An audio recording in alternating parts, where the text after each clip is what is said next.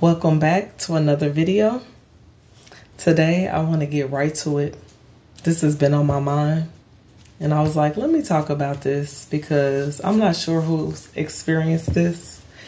I'm gonna give you some things, like talk to y'all about some things that I've experienced and maybe you can relate. And then I'm going to give you some ways that I kind of counteracted it while I was in the situation.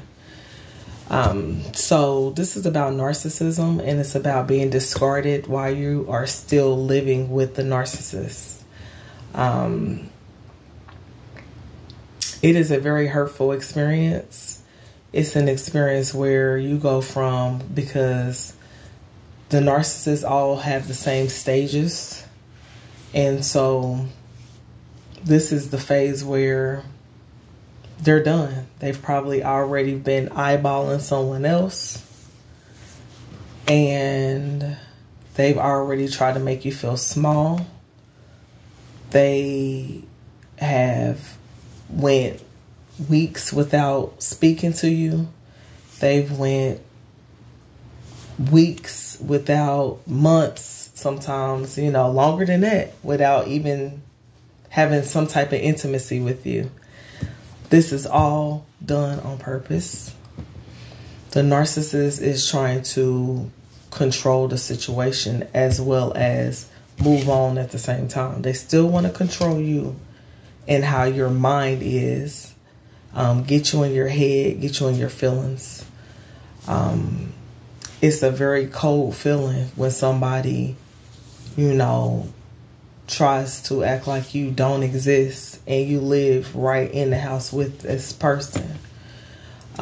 This person at this time is maybe still giving up, finances, helping with the finances, but these people barely doing anything. They feel like, especially if you don't look like you hurt enough, if you ain't been broke down enough, they gonna feel like, you got it, or you gonna figure it out, and I'm just gonna give my bare minimum.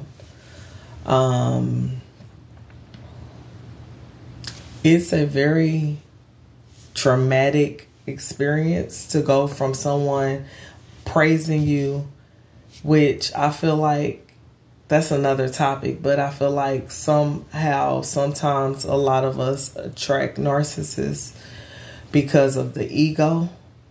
And some of us like to hear that good stuff, and we should have been giving that good stuff to ourselves instead of allowing someone to love bomb us and say what we want to hear. Tell yourself what you want to hear, don't look for a validation in another person. But that's another video. So it's just a cold feeling. The narcissists don't give a darn. They don't give a F how you feel. They don't care. They know that they are breaking you down, whether you're pretending to be strong through this or whatever poker face you wearing around the house. They know that they've said enough to you to get you stuck in your head about them for a minute. They made you feel on top of the world at one point. They learned your mannerisms. They learned the things that you like. They learned the topics that you like to talk about.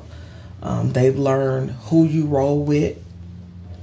They've learned everything. They've learned what is your weaknesses, because most of the time they're discarding you after they figured out what your weaknesses are. They've already figured it out. That's why they keep playing on it. That's why they doing little stuff, because they know. Even ladies, for a lot of us, even men, I guess, the money is going to be, if you like money, you like to buy nice things. A lot of these narcissists, they start off, they pay all the bills. They pay all the bills, and, you put your part, you buy food, or, you pay some other little bills or whatever. You do all the cooking, cleaning, whatever y'all, thing y'all got going. But you will even start seeing that towards the end, they don't even want to do that. They don't want to do that. Now they want to go half, and they don't want to help do nothing else around the house. So at the point of where that now they're discarding you in the home, to go from feeling like you on top of the world with someone, and then for them to treat you like you are the gum on the bottom of their shoe, is a lot. You know, I definitely understand. You know, I've been there, guys. These people are deliberately trying to tear y'all down. These people are deliberately in the house, not speaking to you. And so they want you to, your self-esteem to be chipped away. They want your confidence to be chipped away. They want your energy to be low. They want you to always be in your head about them. They want you to feel like, oh, but my heart loves them.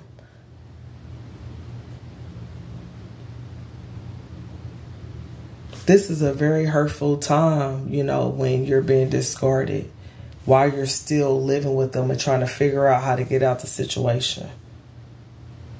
So even just going back to that place, you know, for me, it's like,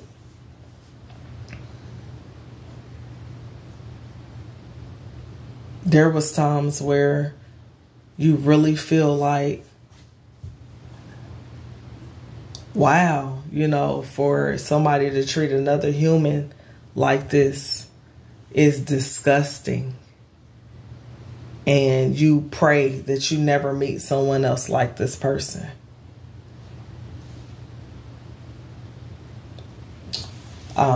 So some ways that I was getting through it, because again, I didn't know. I didn't even know what was going on at the time. Especially when I was young, in my younger days, I didn't know what was going on. I would just listen. I started listening. You know, the narcissists love to gaslight me into an argument. So if they gaslighting you into an argument, just listen. Be quiet. Because at the end of the day, if you arguing with them, that's just more fuel to the fire. They just gonna remember, go tell everybody. So I just start being quiet. Let's start eating away at the narcissists, because I wasn't giving them any fuel to keep the fire going.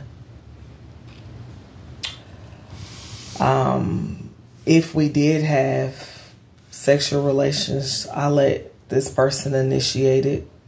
So you can do that. Let them initiate it. If you still want to, you know, get you some, but you're not going all out. You just, you know, whatever.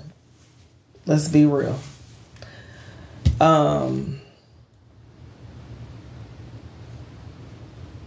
I started writing on the mirror. Once the discard phase, once I seen a person was trying to treat me like I was nothing, I started writing positive affirmations and lipstick on the mirror.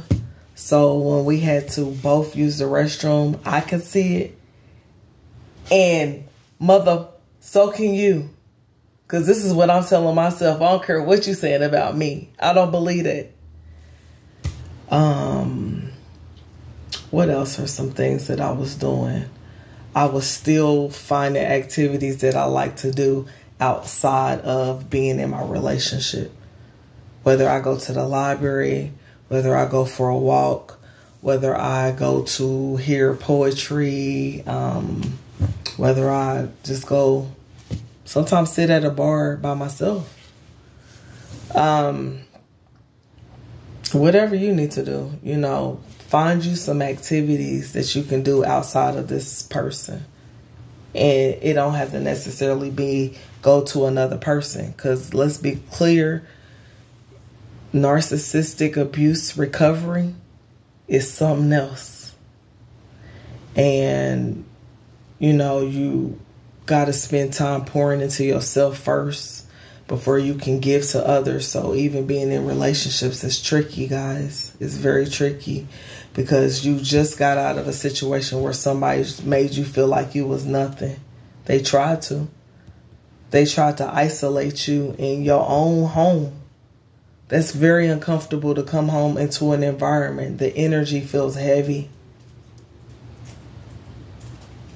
You feel like, oh my gosh, I'm going back home. You still happy. A part of you is happy because you're off work. You want to enjoy your family. But a part of you knows that it's some BS. There ain't no peace when you're with the narcissist and they're in this phase of where they done. And so it's a lot that I was doing just to combat the narcissist.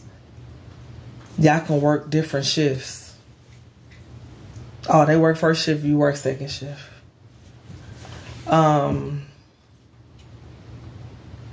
Have an escape plan. Exit plan. You gotta have an exit plan. And you gotta be working towards it, even if it only takes just a little bit at a time. A lot of you guys was already good before these people came along. So you know that you can make it without them. And so use the income that they are putting towards the house. Hopefully some, if not all, can be saved. And you just make sure that you pay it. And you pretend like they're not giving you any money. That's how you saving money and you're not even noticing it. I always had a plan. I always had savings in my account because I was like, I don't know what this person is going to do. And I started learning every time I started getting back with this person and leaving and coming back, I'm like, okay, I got to have an exit plan because you never know what this person is going to say and when they're going to start being moody. I thought it was just mood swings. So always have an exit plan. What else was I doing? I was just high vibrational. I'm just a person that likes to be positive. You know, I like to just be in my own vibe, doing my own thing, rocking to the beat of my own drum. And so I wasn't really paying attention to the narcissist. I wasn't giving them no time. I'm not dang for sure not calling you and checking on you. For what throughout the day? Why? You're mean. You're mean, and you showing me that I'm invisible. You're invisible to me. So, you know, you might have to learn how to play the silent game. Who can be silent the longest? You got to be, because at the end of the day, why are you going to be trying to kiss someone's butt that's trying to tear you up? They're trying to tear you up from the inside out. You better learn how to play the game, you know, when you got to still have your thinking cap on and find a way out of the situation and still work and still take care of your family and still do all this other stuff. Make sure that you are paying the narcissist dust at the crib. This is going to eat away at this person. They're going to feel like they're nothing. They're going to feel like, oh my gosh, they're ignoring me when I was the one that initially wanted, because they're going to keep trying to talk to you now, but it's too late. You done too. So those are some ways that I was able to get through that period where they're about to isolate, they're about to ghost you or leave you, or you about to leave and they done already shut you down while y'all was still together, while y'all was still in the house. They done shut it off. They done shut it down. They try to shut your water off.